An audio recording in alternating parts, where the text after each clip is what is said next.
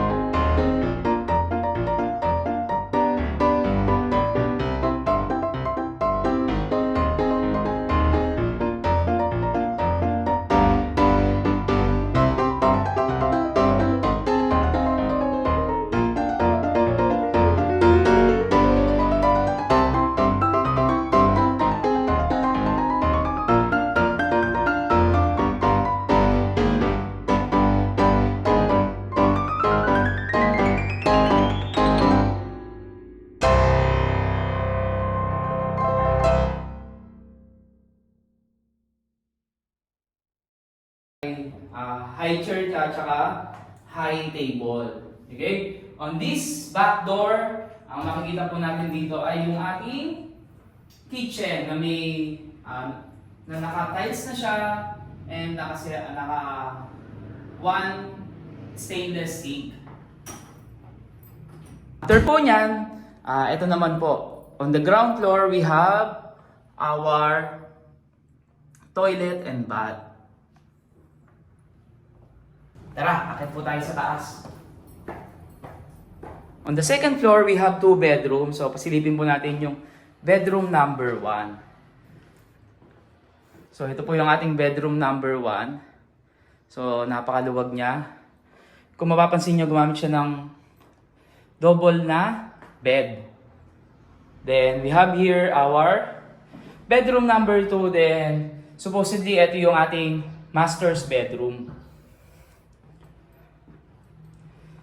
So, on this side, may space tayo. So, siguro pwede mong gawing cabinet or study area. Then, pero dito sila naglagay ng study area. Then dito, ayan, parang double lang din yung ginamit nila. Pero kasya dyan siguro ang king and queen na bed. Then dito, supposedly, naglagay sila ng mga patungan or divider. Pero pwede ka rin dyan maglagay ng television. Then good thing kay Southview Homes Calindola, naka-prepare na rin po yung ating air condition. Ayan, may salpakan na rin. Then probably on this window, dyan nakalagay yung ating deck or maliit na balcony. So tara, kung medyo nalitan ka dito or hindi fit for your family, I guess silipin natin yung ating single attached unit na with 3 bedroom naman siya and 2 toilet and bath. Naman, pasukin naman po natin yung 3 bedroom unit dito sa Southview Homes, Calendola.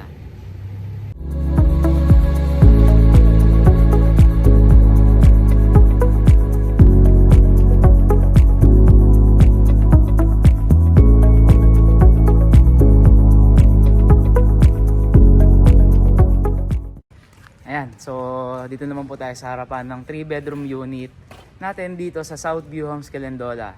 So same pa rin yung gate natin. At the same time, yan, makikita nyo po yung ang kagandahan dito. So makikita nyo na yung property line nyo or kung ano yung nasasakupan natin kung kayo na yung nakatira dito sa Southview Homes, Calendola.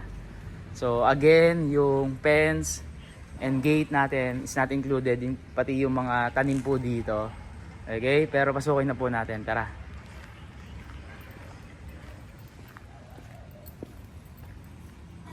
So almost same nung 2 bedroom.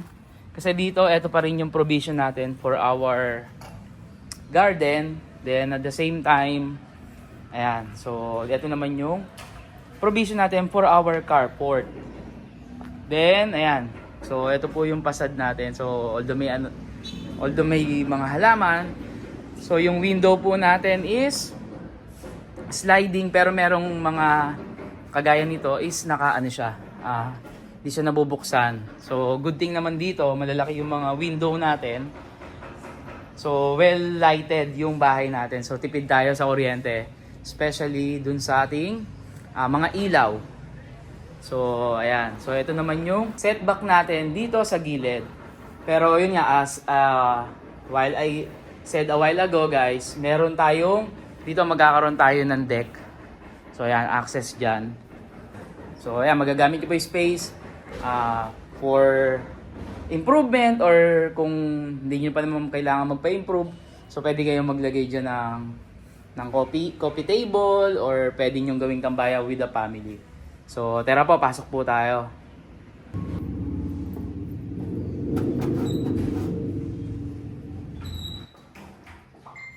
So ayun po, pagpasok po natin, so bubungan po sa atin ng ating living area. So ayan, ito po yung pinakita natin kaninang naka-fix na window. So napakaliwanag kahit wala po tayong bukas ng mga ilaw. Then at the same time, ito po yung ating sliding window. So kung napansin nyo rin po, meron po naglagay po sila ng accent dito na parang gold na parang grills. Tapos naglagay po sila dun, although I'm not sure kung kita, pero naglagay sila dyan ng painting. Then ito po yung ating sofa. Then dalawa yung ginamit na, alam ko pwede pagpatungin yan. So, ayan, ito po yung ating setup. Then dito naman po, naglagay sila ng 4-seater dining area. Unlike nung sa kabila, so dito medyo maliit yung nilagay nila. And at the same time, mas yung standard yung size. So para mas maluwag. Then, paglagay sila dito ng division. At the same time, kung kita po, paglagay sila dito ng cabinet wherein pwede nyo ilagay kung ano man yung mga utensils na gagamitin nyo po para kung kakain tayo, ayan po. So, on this side, ang difference po nito is nakasagad siya. Nakasagad siya. So, meron tayong space dito. Siguro, ang recommend natin dito is pwede nyo siyang gawing countertop. So, yung iba ang ginagawa, they do not put dining area wherein dun sa countertop nila or parang bar yung ginagawa nila. So, doon na rin po sila kumakain. So, yun, mas nakakaganda at the same time, mas spacious yung living area po nila or yung ground floor nila. Then, dito naman, ito po yung ating kitchen. So, sa kitchen, naka-stainless steel po tayo with faucet. Then, at the same time, naka-tiles na rin po. Then, meron tayong base cabinet dito. Then, ito po sa door, makikita nyo is, ito po yung ating back door. para po sa service area natin dito sa space natin sa kabila or sa side. Okay? So tara, akyat po tayo. At this is the toilet and bath dito sa baba. So unfortunately nakalock po siya. So akyat po tayo. So sa second floor po we have 3 bedrooms. Ayan, so check natin. So let's enter for the bedroom number 1. So ito po yung ating bedroom number 1. Very ideal po sa mga kids natin.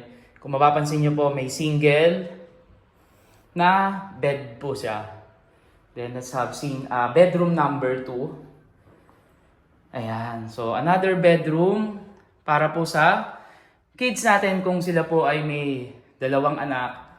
Or kung sakali naman more than, siguro pwede po tayo maglagay dito ng double deck. Yan. Then, before we proceed on our master's bedroom, try natin to kung bukas. So, unfortunately, yung toilet and bath natin sa first and second floor is sarado po. Then, this is our master's bedroom. Ayan. So, parang kung mapapansin nyo, mas malaki yung bedroom dun sa 2-bedroom unit compare dito. Kasi, yun, minaximize number 1. Nagkaroon ng toilet and bath dito sa second floor at the same time, ginawang 3-bedroom. Then, on this side, ayan, so may window pero alam ko magkakaroon din po ng deck dyan. Okay? Anong nagustuhan mong single attached unit para sa iyong family? A 2-bedroom or a 3-bedroom unit? Let me know kung anong unit ang perfect for your family. If you want to visit this personally, you can contact me on my Viber WhatsApp with a number of 0956-618-6967, and you can also message me on our FB page, Bahay for One. Again, this is Junian Bao, your registered real estate salesperson under Yesland Realty. Thank you, and I'll see you on our next house tour. Bye!